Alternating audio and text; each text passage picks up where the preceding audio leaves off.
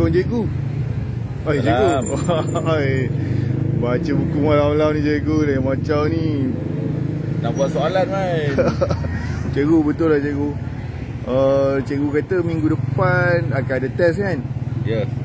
Cikgu untuk PEP cikgu kan, penghayatan etika ni dan peradaban cikgu kan. Topik kerangka menganalisis etika dan peradaban cikgu, acuan Malaysia.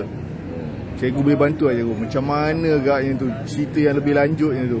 Ini mesti buka halaman 16 dalam buku penghayatan etika dan peradaban yang diterbitkan oleh penerbit Mesti Melaya ni.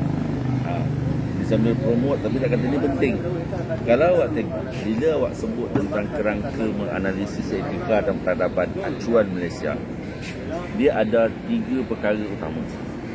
Sebelum saya cerita 3 tu, lepas daripada ni awak tolong Google satu nama, iaitu seorang sarjana sosiologi yang bernama C. Wright Mills.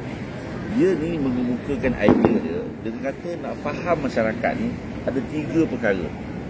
Kita nak faham berdasarkan kepada imajinasi sociological imagination, iaitu kita melihat masyarakat berdasarkan kepada 3 komponen utama. Apa dia?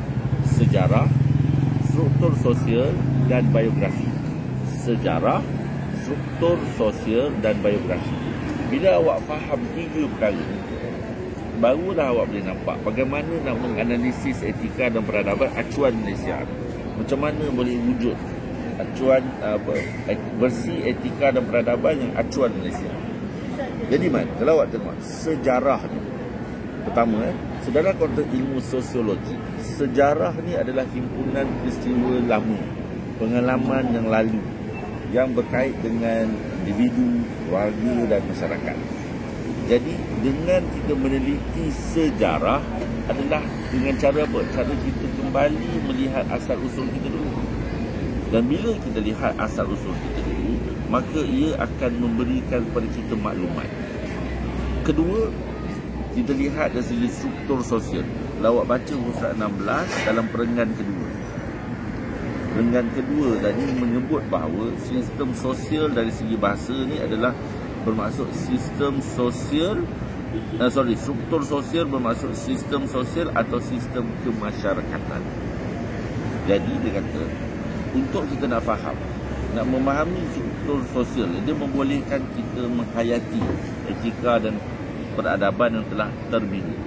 Contoh, kita dapat membandingkan kepada 2 era, iaitu era struktur sosial tradisional. Yang mana?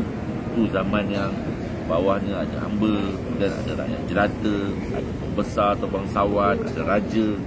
Dan kita bandingkan pula dengan struktur sosial moden yang ada kelas bawahan, kelas pekerja, kelas menengah, kelas atasan, yang membahagikan antara golongan memerintah dan golongan diperintah.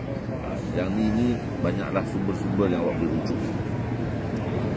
Jadi saya nak cenggang 2 dah, satu dari sudut sejarah, kedua daripada sudut struktur sosial, lagi satu biografi. Biografi ini bermaksud riwayat ataupun kisah hidup seseorang. Jadi bila kita faham biografi yang terbentuk oleh sejarah dan sistem sosial ini, dia menjadikan kita kenal siapa diri kita, kita biografi, contohnya orang-orang penting di negara kita. Jadi makna kalau awak tengok dalam perenggan yang ketiga, dengan biografi ini adalah fenomena struktur atau sistem sosial dan proses sejarah yang membentuk pengalaman individu. Jadi dengan itu, bila kita faham tentang perkara ini, maka kita akan dapat melihat bagaimana terbinanya etika dan peradaban. Etika dan peradaban Malaysia ni maksudnya nak faham kenapa masyarakat Malaysia pada era pasca kolonial ni sebegini. Pertama, kita lihat daripada struktur masa. Dia bukan jadi dengan tiba-tiba, dia bukan satu benda yang baru juga. Dia dah ada kepelbagaian ni pada era pra-kolonial dan masuk zaman kolonial dan pasca kolonial, pada zaman sekarang. Dan daripada sudut sosiologi pula, seperti yang dikatakan oleh C. Wright Mills tadi, yang menjelaskan tentang imajinasi sosiologikal, mati penting untuk awak faham tentang sejarah, tentang struktur sosial dan biografi. Gue kena baca ni man. Kalau tidak periksa awak lam. Tak adalah. Selamat study man. Assalamualaikum dan salam sejahtera. Bye.